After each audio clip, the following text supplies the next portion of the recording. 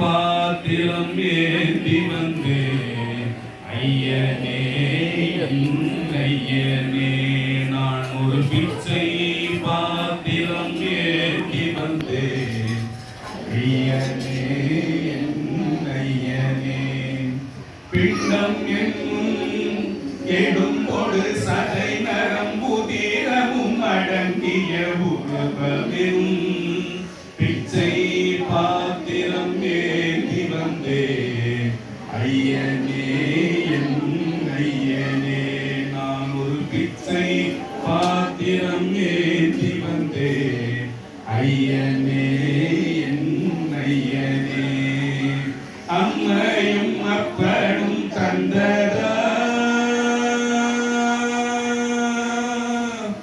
இல்லை ஆதியின் வல்வினை சூழ்ந்ததா அம்மையும் அப்பனும் தந்ததா இலை ஆதியின் வல்வினை சூழ்ந்ததா இம்மையை நான் அறியாததா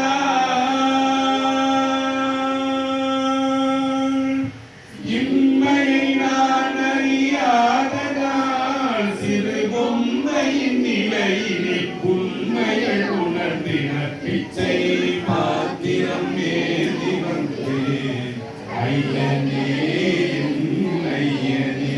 ஃபர்ஸ்ட் பேராகிராஃப் மட்டும் பார்க்கலாமா? அம்மையும் அப்பனும் தந்ததானா இந்த அம்மா அப்பா கிட்ட இருந்து வந்ததுன்னு யோசிச்சிருக்கியா? இல்லை ஆதியின் வல்வினை சூழ்ந்ததானா? நான் போன தடவை சொன்னேன் இல்லையா, எதுக்காக இந்த பாட்டை சூஸ் பண்ணாருன்னா நான் பாடி காட்டணுன்றதுக்காக சூஸ் பண்ணல. இல்ல ஆதியின் வல்வினைனா அப்ப சொன்ன உங்க சங்கீதம் பிராரத்துவம் ஆகாமியம் 3 விதமான வினைகள் இருக்குது. இதுல சங்கீதம் என்றது நம்மளோட ஆதி வினை, அதுதான் நம்ம செஞ்ச பாவங்களோட மூட்டைன்னு சொன்னேன் இல்லையா. இல்லை ஆதியின் வல்வினைனா நல்ல வலிய வினை, ரொம்ப கஷ்டமான வினையால நம்ம பிறந்துட்டோமா. இப்போ யாரோ ஒருத்தர் 10 பேர் இருந்தாலும் செஞ்சோம், அவங்க செஞ்ச பாவத்தோட வினை பயனா கூட இங்க நம்ம இந்த மனுஷ பிறை வாங்கி வந்திருக்கணும். அதை தீர்த்து போறதுக்காக கூட நம்ம இங்க இருக்கணும் இல்லையா. அதெல்லாம் கேட்கிறான். இல்லை ஆதினா பழசு, ஆதியின் வல்வினைனா வன்மையான வினைகள் சூழ்ந்ததா இந்த குணம்னு கேட்கிறான். அண்ணன் அம்மையும் அப்பனும் தந்ததா இல்லை ஆதியின் வல்வினை சூழ்ந்ததான்னு கேட்கிறான் இல்லையா. இம்மையை நான் அறியாததால், இம்மைனா என்னது, இப்போ உங்களுக்கு வாழ்க்கை கொடுத்துட்டாங்க, நான் நிறைய நேரம் கத்துற நாய் போல இது செய்யாத இது செய்யி, இது செஞ்சா லாபகரமா இருக்கும், சாமி கிட்ட போயிடுவேன் நீ இப்படி எல்லாம் பண்ணு நிறைய கத்து தரோம். சில பேர் திட்டுறாங்க, ஒரு சில பேர் சரி சூப்பரா தான் இருக்குது கேட்டான்னு நினைக்கிறாங்க. அப்படி இருக்குது இல்லையா. இல்லை ஆதியின் வல்வினை சூழ்ந்ததா இம்மையை நான் அறியாததால், இப்ப இருக்கிறதோட முக்கியத்துவம் தெரிய மாட்டேது. இப்ப நீங்க ஸ்கூல் போனீங்க இல்லையா, எல்கேஜி யூகேஜி ஸ்கூலுக்கு போனீங்க, எவ்வளவு ஜாலியா இருந்தது. அம்மா வந்து சாப்பாடு ஊட்டி விட்டாங்க, ட்ரெஸ் கைட்டு விட்டாங்க, ட்ரெஸ் போட்டு விட்டாங்க, தூக்கத்துல எழுப்புனாங்க, குளிப்பாட்டினாங்க, அப்படி இருந்தது இல்லையா.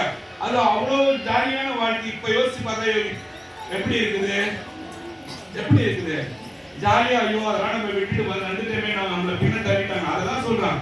இம்மையை நான் அறியாததால் சிறு பொம்மை, நான் ஒரு பொம்மை மாதிரி இந்த உலகத்துல இருக்கிற பொழுது ஒரு கன்றாவி தெரியலையே எனக்குன்னு சிறு பொம்மையின் நிலையில் உண்மையை உணர்ந்திட, அதோட உண்மையெல்லாம் கத்துக்கதான் சாமி இந்த பிச்சை பாத்திரத்தை கொடுத்துக்கிறான் பொழுது பாருங்க. கேளுங்களேன், ரொம்ப ருசிகரமானது. இதெல்லாம் கத்துக்கிறதுக்கு தான் சாமி இந்த ருசிகரமான விஷயத்தை கத்துக்கதான் இந்த பிச்சை பாத்திரத்தை எனக்கு கொடுத்துட்டான் பொழுதுன்னு பாருங்க இல்லையா. இப்ப செகண்ட் பேராகிராஃப் போலாமா? அது பார்க்கலாமா? அத்தனை செல்வமும் உள்ளிடத்தில் நான் பிச்சைக்கு செல்வது என்னிடத்தில், அத்தனை செல்வமும் உள்ளிடத்தில் நான் பிச்சைக்கு செல்வது என்னிடத்தில், வெறும் பாத்திரம் உள்ளது என்னிடத்தில், அதன் சூத்திரமோ அது உன்னிடத்தில். ஒரு முறையா இரு முறையா பல முறை பல பிறப்பெடுக்க வைத்தாய்,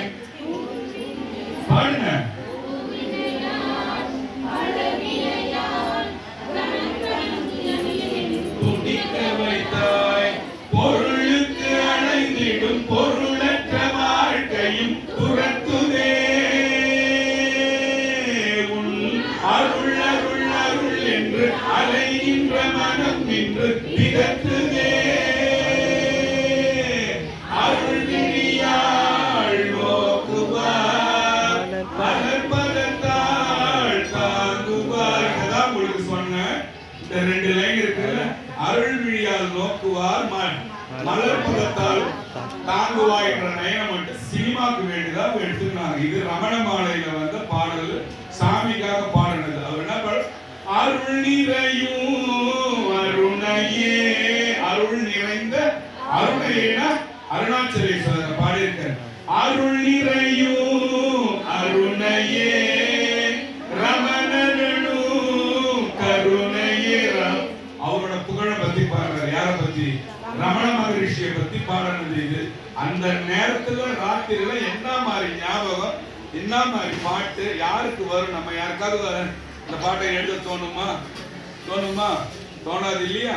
அருள் நிறையும் அருணை 2 மணிக்கு அருள் நிறையும் அருணையன் எவன் பேனா எழுதினால் தர தரையா கல்லது தண்ணி ஊத்தும் இல்லையா? ரமணனும் கருணையே உன் திருக்கரம் என்னை அரவணை துணது அருள் பெற பிச்சை பாத்திரம். இப்ப ஃபுல்லா பாடிடலாமா? பிச்சை பாத்திரம் ஏந்தி வந்தேன் ஐயனே ஐயனே, நான் ஒரு பிச்சை பாத்திரம் ஏந்தி வந்தேன் ஐயனே ஐயனே. பிண்டம் என்னும் எலும்பொடு சதை நரம்புதிரமும் அடங்கிய உறம்பு எனும் பிச்சை பாத்திரம் ஏந்தி வந்தேன் ஐயனே ஐயனே. அம்மையும் அப்பனும் தந்ததா இல்லை ஆதியின் வல்வினை சூழ்ந்ததா. அம்மையும் அப்பனும் தந்ததா இல்லை ஆதியின் வல்வினை சூழ்ந்ததா. இம்மையை நான் அறியாததா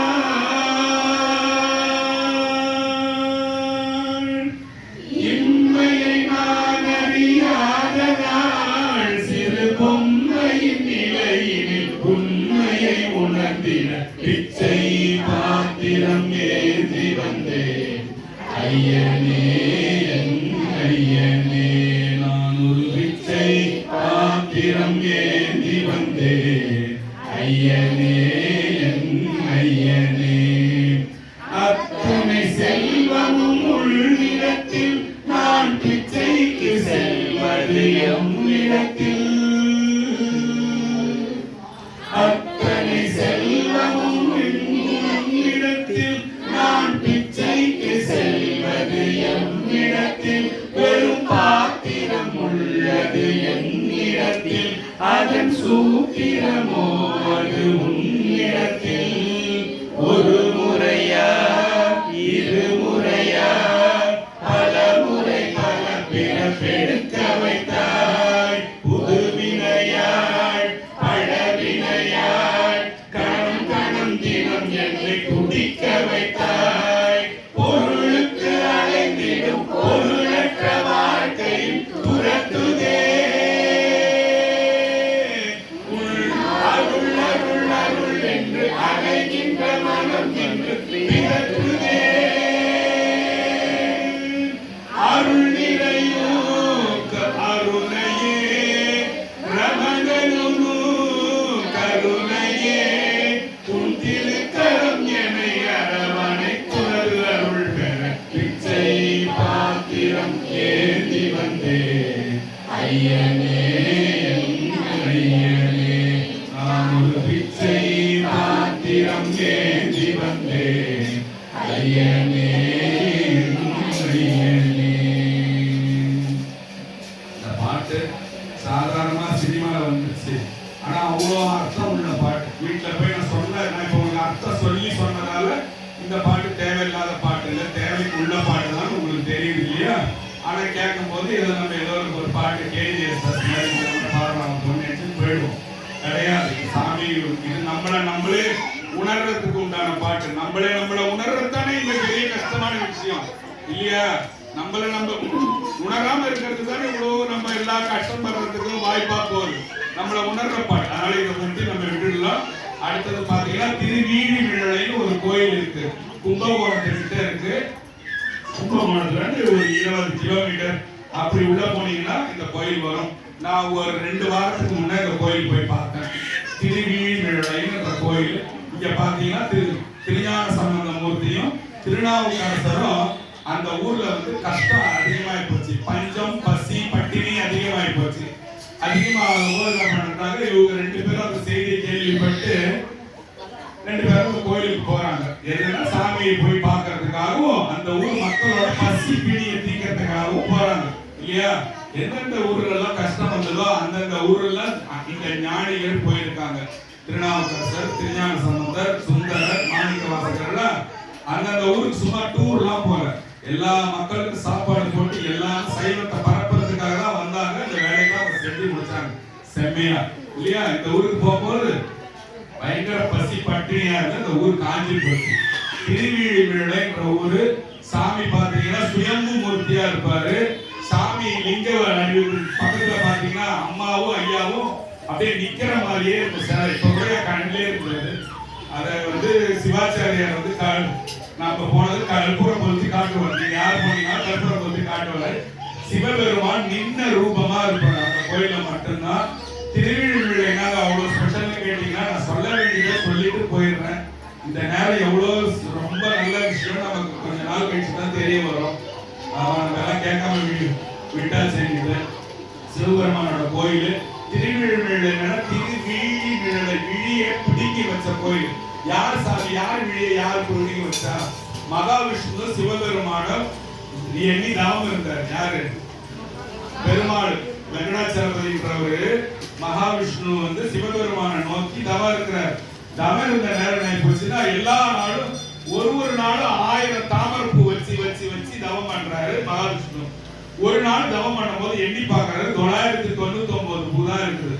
அடுத்த கணம் யோசிக்கவே இல்லை. நீங்களா இருந்தா என்ன செய்வீங்க? கண்டிப்பா எதுவும் செய்ய மாட்டீங்க. ஒரு பூவை இப்போ ஒரு பூவாய் நடிவீங்க. அப்ப என்ன செஞ்சாரு, ஒரு பூவை வந்து யோசிக்கவே இல்லை. உடனே அவரோட கண்ணை எடுத்து அந்த ஒரு பூவா வச்சு சாமிக்கு வேண்டிய பூஜையை சிவ பூஜையை வந்து மகாவிஷ்ணு அவரோட கண்ணை பிடுங்கி வச்சதால மகாவிஷ்ணு கோயிலுக்கு மட்டும் நான் வந்து போவேன். ஆனா நான் போனா என்ன செய்ய, நான் இப்ப போறது இல்லை. நான் போனா என்ன செய்யறது, எந்த கோயிலுக்கு போனாலும் ஓம் நமச்சிவாயன்னு சொல்லி தான் கும்பிடுறது. நான் கோயிந்தா கோயிந்தாலாம் நான் யாரையும் கூப்பிடுறதெல்லாம் இல்லை. அதெல்லாம் காசுக்கு அவங்க ஏற்படுத்திங்க. நம்ம அதை பத்தி பேச தேவை. நம்ம ஏன் போறோம்னு கேட்டீங்கன்னா, முதல் சிவனடியார் இந்த உலகத்துல யாருன்னா மகாவிஷ்ணு தான். அப்புறம் தான் மற்றவங்க அந்த நாயன்மார் வந்தாங்க எல்லாம் ரைட்டு. முதல் சிவனடியார் யாருன்னு கேட்டீங்கன்னா மகாவிஷ்ணு. அதுக்காக மகாவிஷ்ணு கையெழுத்துக்கணும் வந்து ஓம் நமச்சிவாயன்னு சொல்லிட்டு கும்பிட்டு போயிடுங்க. அதை விட்டுலாம். அவங்க புத்திக்கு எவ்வளவு சாமி புத்தி கொடுக்குறானோ அதுக்கேற்ற மாதிரி தான் தெய்வ கோயிலுக்கு போறது, தெய்வ வழிபாடுலாம் வரும். கம்மியா இருந்தா வேற மாதிரி போகும், அதிகமா இருந்தா எங்கேயோ போற மாதிரி. அதை பத்தி நம்ம பேச வேண்டாம், சண்டை வந்துடும். அதனால இப்ப என்னன்னா, சாமி போய் அந்த 1000 பூக்கு பதிலா ஒரு பூவை கண்ணுக்கு எடுத்து வச்சதுனால அங்கதான் சாமி மகாவிஷ்ணுக்கு அந்த சக்கரம் கொடுக்குறாரு. என்ன சக்கரம்? சுதர்சன சக்கரம் தெரியுமா? அந்த சக்கரம் வாங்கின கோயில் வந்து திருவீழிமிழலை கோயில் தான். அந்த கோயில போனோன்னா ஞானசம்பந்தருக்கும் நாவுக்கரசருக்கும் சாமி தினந்தோறும் ஒரு படி காசு கொடுக்குறாரு. எங்க வைக்கிறாரு காசுனா, பீடம் இருக்குல்ல, என்ன பீடம்? அந்த பீடத்துல நீங்க அங்க போய் பாருங்க, பெருசா இருக்கும் பீடம், பழைய பீடம். அதை அப்படியே தொட்டு கட்டி குடிச்சுன்னு 1 மணி நேரம் இருக்கலாம். ஏன்னா அந்த சாமி வந்து காசு வச்சுட்டு போன கைப்பட்ட இடம். அதுல ஞானசம்பந்தருக்கு அவர் கைப்பட்ட இடம், நாவுக்கரசரோட கைப்பட்ட இடம். அம்மா இதெல்லாம் புராணமோ பொய்யோ பித்தலாட்டமோ எதுவுமே கிடையாது. நீங்க நிறைய பொய்யெல்லாம் கேட்டு இருப்பீங்க. அதெல்லாம் இல்லை, இதெல்லாம் சத்தியம். இதெல்லாம் ஆமா, இதெல்லாம் நான் பொய் சொன்னேன்னா நான் இல்லாம போயிடுவேன். அதனால இதெல்லாம் புராணம் எல்லாம் வந்து சாமி வந்து வந்தது, சாமி வந்து வச்சது. சாமி வச்சதை ஞானசம்பந்தத்துக்கு மூஞ்சி குழந்தை கை வச்சு எடுத்த இடம். அதெல்லாம் போனா விடாது. நீ தொட்டுன்னு கொஞ்ச நேரம் அப்படியே நில்லுங்க. நமக்கு இப்பதான் நமக்கு அந்த வாய்த்தது நம் நமக்கு ஈரோர் பிறவி மதித்திடுமே. பார்த்தருக்கு பாசுபதம் அருள் செய்தவன் பார்த்தருக்கு பாசுபதம் அருள் செய்தவன் பக்தருள் கொள்ளீர் கோத்தன்று முப்புறம் தீவிழைத்தான் தில்லை அம்பல கூத்தனுக்கு ஆட்பட்டு இருப்பதென்றோ நம் தம் குழைமை என்றார். நீ தில்லை அம்பல கூத்தனுக்கு அடிமையா கிடக்க வேண்டியதாண்டா உனக்கு இந்த பிறவியேன்னு சொல்றாரு நாவுக்கரசர். இப்போ என்ன ஆகுதுனாக்கா, நாவுக்கரசர் என்றவர் வந்து சாமியை பாடிக்கிட்டே இருப்பார். கூட என்ன செய்வார்னா உழவார பணி செய்வார். என்ன செய்வாரு? குப்பையை வாரிக்கினே சாமி பாட்டை பாடிக்கினே வருவார். அதனால நம்ம கோயில கூட உழவார பணிலாம் யாருமே செய்யறது இல்லை. இதெல்லாம் நீங்க கௌரவமே பார்க்கக்கூடாதுமா. நம்ம இந்த கோயில்ன்றது நமக்கு கிடைச்ச ஒரு வாய்ப்பு, ஒரு என்ன சொல்றது வரம். அத மாதிரி இப்போ இவர் பாடிக்கிட்டே தர்றதால சாமி என்ன செஞ்சாரு, நல்ல கேரக்டர் தங்க காசை வச்சுட்டாரு. யாருக்கு? நாவுக்கரசருக்கு வச்சுட்டாரு. ஞானசம்பந்தம் மூர்த்திக்கு இப்ப பாருங்க 24 கேரட் தங்கம் இருக்கும், 22 கேரட் தங்கம் இருக்கும், 18 கேரட் தங்கம் இருக்கு. பாத்துக்கிறீங்களா? அதுல கொஞ்சம் டச்சு கம்மியா வச்சதால ஞானசம்பந்தர் போய் அதை கொடுத்து காசா மாத்திட்டு வர இடத்துல என்ன பண்றாங்க, அதை உரசி உரசி உரசி பாக்குறாங்க. இதுல கொஞ்சம் டச்சு கம்மியா அந்த காலத்திலேயே அதை பார்க்கும்போது என்ன பண்ணுறது, இவருக்கு வந்து சிவனடியார்களுக்கு சாப்பாடு போடுறதுக்கு நேரம் லேட் ஆகுது. யாருக்கு? ஞானசம்பந்தம் லேட் ஆகுது. நாவுக்கரசர் போய் கொடுத்த உடனே காசு கொடுத்துடுறாங்க, சுத்தமான தங்கம். அந்த வித்தியாசத்தை பார்க்கும்போது ஞானசம்பந்த குழந்தை வந்து சிவபெருமான்ட்ட கேட்குது, ஐயா இது நான் மட்டும் என்ன தப்பு பண்ணேன், எனக்கே அந்த மாதிரி செஞ்சு லேட் ஆக்கி சிவனடியாருக்கு சாப்பாடு போடுறத ஏன் லேட் பண்றீங்க? நாவுக்கரசர் காசு சீக்கிரமா காசு வாங்கிட்டு சாப்பாடு போடுறாரு, நான் என்ன தப்பு பண்ணேன், என்ன பாவம் பண்ணேன்னு சொல்லும் போது சாமி சொல்றாரு, டேய் அவன் உழவார பண்ணி செஞ்சுக்கினே என்ன பாடுறான், நீ என்ன வெறுமா பாடுறடா. அதான் வித்தியாசம் சொல்ற. எப்படி உணர்த்துறாரு பாருங்க, நமக்கு தான் உணர்த்துறாரு. நீ எல்லாம் செஞ்சுக்கினே நீ உழவார பணியா செய்ய, 4 அகல் 4 பிளாஸ்டிக் பாட்டில் 4 ஏதாவது முள்ளுகள் எதையா தூக்கி போடுங்க. அது கூட போய் அதை கூட எழுதுவார் சாமி இல்லையா? எழுதும் கீழ்கணக்கு இன்னம்பரீசனே. இன்னம்பர்ன்ற கோயில் இருக்கிற சுவாமி எல்லாத்தையும் எழுதுறாராம். இந்த அம்மா இப்ப செய்யறதை எழுதுறாரு, நீங்க இப்படி இப்படின்றதை எழுதுறாரு, இவங்க போய் உள்ள கேட்டாங்க, எல்லாத்தையும் எழுதுறாரு சுவாமி. அதை நினைச்சிட்டீங்கனாலே நீங்க உங்க பக்தி எங்கேயோ போயிடும். எல்லாத்தையும் பகவான் எழுதுறான்றதை எவனா நம்பி ஐயோ எல்லாத்தையும் எழுதுறான்டானா ஒருத்தவன் திட்டினாலும் சரி நம்ம திட்ட வேணாம், சாமி எழுதுறவருக்கு போயிட்டே இருக்கலாம்ல. அதனால எழுதும் கீழ்கணக்கு இன்னம்பர் ஈசன். இன்னம்பர்னு கோயில் இருக்கு, அந்த கோயில் இருக்கிற சாமி உட்காந்து எழுதிட்டு இருக்காங்க நம்மள. சரி அதை விட்டுடும். இப்போ அந்த மாதிரி இருக்கிற நாட்டுல காசு இந்த மாதிரி இருக்குதே சாமி, ஞானசம்பந்த மூர்த்தி பாடல் பாடல் இந்த பேப்பரை திருப்பணும், வாசி தீரவே காசு நல்குவீருங்க. அந்த கோயிலுக்கு போனீங்கன்னா ஒரு 75 ல இருந்து 80 வயசு இருக்கும் ஒரு ஓதுவார் மூர்த்தி. அவர் பாடுவார் இந்த பாட்டை. பாடும்போது பாத்தீங்கன்னா குரலெல்லாம் அதுவே பெரிய விஷயம். 80 வயசு வரைக்கும் சாமி ஆயுசு கொடுக்கறது பெரிய விஷயம், ஏச்சி நிக்கிறது பெரிய விஷயம், வாசித்திருவே பாட்டு தேவாரத்தாவும் பாடுறது பெரிய விஷயம். வரம் அதெல்லாம் வரம். என்கிட்ட சொன்னாரு ஒரு சில பேர் பாண்டிச்சேரியில இருந்து, நான் அது யாரும் நீங்க பேச நான் இஷ்டப்படல, போன் பண்ணுவாங்க எனக்கு வந்து போன்லயே பாட சொல்லுவாங்க கேட்பாங்கன்னு சொன்னாரு. அவங்க விஐபி, இங்க நாம அவங்க பேருக்கு பேசக்கூடாது, அதனால விட்டுலாம். ஏன்னா அந்த பாட்டு சாமி 80 வயசுல பாட வைக்கிறாருல்ல, நீங்களும் பாடணும், சின்ன வயசுல இருந்தே பாடணும்ன்றதாக எடுத்து வந்திருக்கேன். பாடலாமா?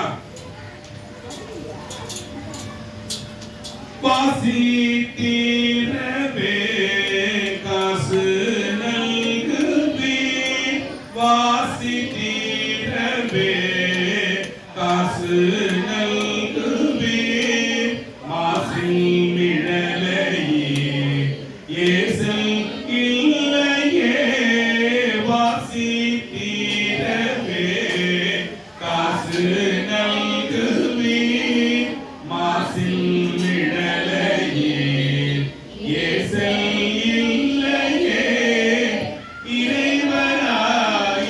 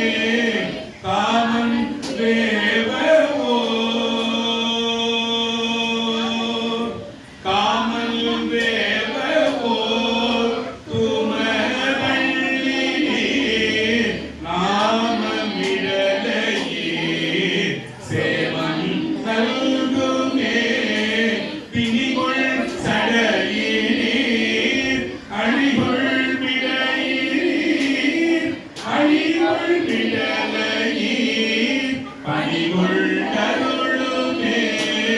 மங்கை பங்கினே துங்க விடலையீர் கங்கை முடியினே சங்கை தவிர்மினே அரக்கன் நெறிகர இரக்கம் எய்தினீர் பழக்கும் நிழலையீர் கரக்கை தவிர்மினே அயனும்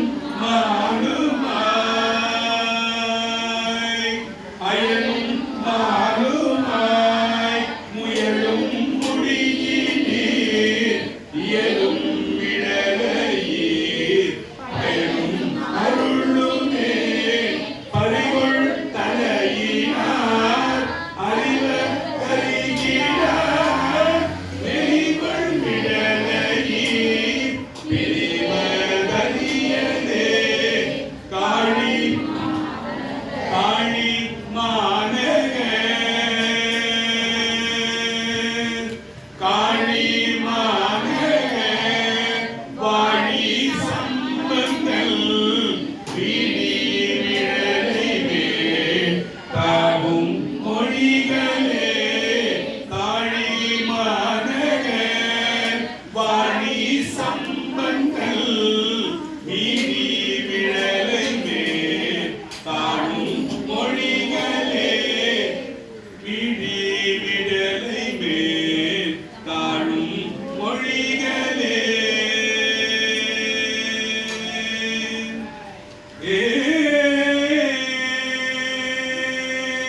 ரிப்பீட் பண்ணுங்க வாசி தீரவே கருப்பு கலர்ல இருக்கு.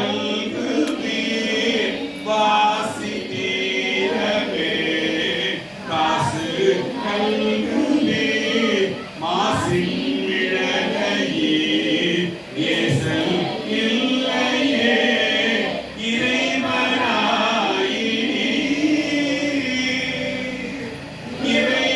இறைவனாயினே மறைகுள் விழலையீர் கரைக்குள் காசினை முறைமை நல்குமே நீரு பூசினே ஏற தேரினே கூறும் நிழலையே பெரும் அருளுமே காமன் வேவவோ காமன் வேவவோ தூம கண்ணினீர் நாம விடலையீர் சேமம் நல்குமே பிணிகொள் சடையினீர் மணிகொள் விடலினீர் அணிகொள் விடலையீர் பணிகொள் அருளுமே மங்கை பங்கினீர் துங்க விடலையீர் கங்கை முடியினீர் சங்கை தவிர்மினே அரக்கன் நெறிதர இரக்கம் எய்தினீர் பறக்கும் விழலையீர் கரக்கை தவிர்மினே அயனும் மாலுமாய் அயனும் மாலுமாய் முயலும் முடியினீர் இயலும் விடலையீர் பயனும் அருளுமே பறிகொள் தலையினார் அறிவதறிகிறார் வெறிகொள் விடலையீர் பிரிவதறியதே காமன் வேவவோ காமன் வேவவோ காழி காழி மாநகர் காழி மாநகர் வாழி சம்பந்தல் வீடி விடலைமே காடும் மொழிகளே காழி மாநகர் வாழி சம்பந்தல்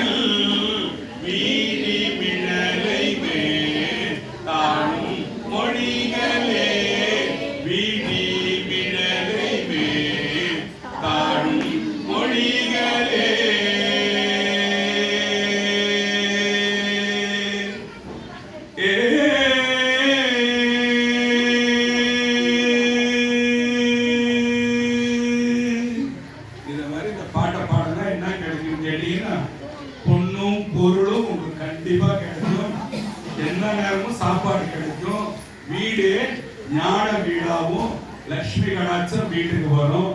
எல்லாமே சத்தியமா எல்லாரும் நம்பி பாடி தங்க காசு தினந்தோறும் சாமி ஒண்ணு அந்த அந்த பீடத்துல வச்சுட்டு போயிருக்காரு. அதனால இது பொய் கிடையாது. இந்த ராகம் வரல வாசி தீரவே காசு நல்கு வீர் அதிகார பாடல். வாசி தீரவே காசு நல்கு வீர் மாசின் விழலையில் ஏசல் இல்லையே இறைவனாயினே மறைவன் விழலையில் கரைவுள் காசினை முறைமை நல்கவே செய்ய மேலியில் நெய்வல் விழலையில் பைகுள் அளவினில் உயிர் நல்குவே நீர் பூசினீர் ஏற தேறினீர் கூறு நிழலையில் பேருமர்களுமே காமன் தேவவோர் தூமகண்ணினீர் நாம நிழலையில் சேமம் நல்குவே பிரிவுள் சடையினார் மணிகொள் நிழலினீர் அணிகொள் விழலையில் பணிகொண்டு அருளுமே மங்கை பங்கினீர் துங்க விழலையில் கங்கை முடியினீர் சங்கை கவிழ்வினே அரக்கன் எரிதர இறக்கம் எய்தி பறக்கும் நிழலே கரக்கை தவிர்வனே அயனும் ஆளுமாய் முயலும் முடியினீர் இயலும் நிழலையில் பயனும் அருளுமே பறிகொள் தலையினார் அறிவது அறிகிறார் வெறிகொள் மிடலை திரிவதறியலே காழி மாநகர் காழி மாநகர் சீர்காழியில பிறந்த மாநகர சீர்காழியில மாநகர பிறந்த காழி மாநகர் வாழி சம்பந்த பெருமான் பாடுறது திருஞான சம்பந்தமூர்த்தி பாடுறது வீதி விழலவே திருவிழி விழலவே இந்த பாட்டை பாடுறது தாழ்மொழிகள் என தாழ்ந்து இதை யார் ஒருத்தன் பாடுறானோ அவன் என்கிட்ட ஒரு செயின் கூட இல்லைங்க நான் வெறும் கழுத்தாக்குறான்னு கூட சத்தியமா ஒரு செயின் கிடைக்கும். சாமி அதுக்கு வேண்டிய ஏற்பாடு ஏதாவது செய்வார், வசதி வாய்ப்பை ஏற்படுத்துவார். நம்பி பாடுங்க. 6 மாசம் 180 நாள் ஒரு நாள் கூட இல்லாம பாடுங்க. உங்களுக்கு என்ன நடக்குதுன்னு அடுத்த 6ஆம் மாசம் வந்து சொல்லுங்க. கிடைக்கலன்னா சொல்லுங்க, கிடைச்சாலும் சொல்லுங்க. கிடைச்சா நான் கேட்க மாட்டேன், அது தைரியமா சொல்லுங்க. எனக்கு வேண்டாம்.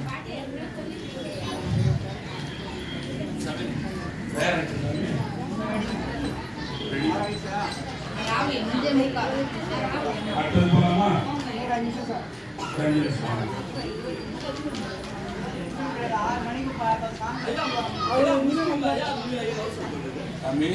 முடிக்கல நீங்க ஒண்ணா அதுக்குள்ள அவசரம்